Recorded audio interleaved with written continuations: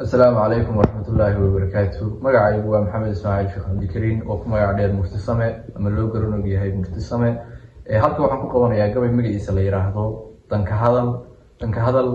waxa uu ka hadlayo isaga ayaad ka dhaxeleysaan waxa uu ku bilowmayaa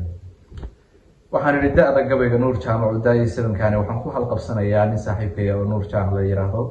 daada gabayga Nuur Jaamac Udaay 7kan baalin madaabic intixdeedii baryahan dulucdii maaseede falaan ku dul maro waxaan u tirinaa ma ka doondooni abidkeed baduni waa ahayd degal colaadeed waagi dilaacaba khalqigu waa isdilayay nabadii la diidiyo dagaal loo durbaantumay dadku dhiiga daadanahay badayba maayaane nin waliba cid uu doona buu kibir ku duulaayay sokeeya isdooxdooxayo oo isku dirayay inta iilka lagu duugaya dib ka farlooday afarta digsiye waxaan uga dabo u dhaafay diintii sharciga dhaafto oo waad ka durugteen kuma daalin kuma diirnaxayn kuma dareen beeray kuma daalin kuma duucado xuma ka diiraynin kuma doqona kuma daacadnimo deer had laga saaray kuma dollar iyo shilin cadaan lagu duleynaayo kuma diin la kuma yaal ka daran kuma la doodaya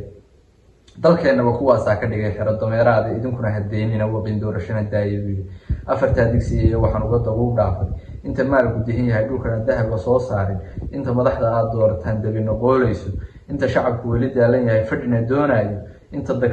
inta dakano aano iyo xumaan degalka noo joogto inta dirirtu wali taagan tahay horumarkii daayay istaba qabo bar Soomaaliyeed doodan laga yaabiyo afarta digsiye waxaan uga dabo u dhaafay waanadu ma deeqdaa la yiri duul haduu tago daaimo ilaahu jahriga nagu dulmeeraya maatadan dab loo shin dadka barakac guuraya dayacooda hooyooyinka miladu diirayso daruurimada roobka iyo ilaa bahalka duulaya dadab kama galaan qaatirkoo way dugsanayaan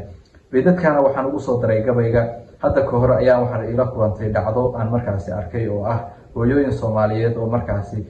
meel ay markaasi miladu ku xanuujisay ama qoraxdu meel ku diirisay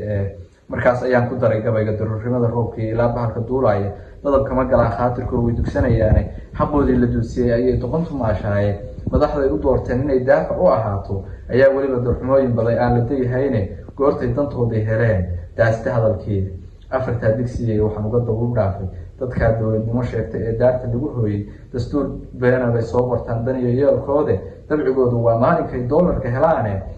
damiirkoodu waa marayaho waa dirki karale dilaalin shisheeyaa u qoodna lagu duubaaye xaqu kama dahsoonay runtay diidi abidkoode dagitaanka ummadda iyagu darajo moodeen macnaha khiyaamada dadka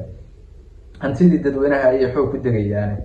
ku dayayaan dekadaha dhulkeena cadaan degay dhamaantooda idinkuna baldaawada waqin kama badiirtaane isku duubni kaba dhaaratay dibacsanaan guude dulinimo ayaa qaadateen daaf kastaba oo leh dhibaatada Allah naga dulqaad daa'im baa tahay. Wassalaamu calaykum warahmatullahi wabarakatuh.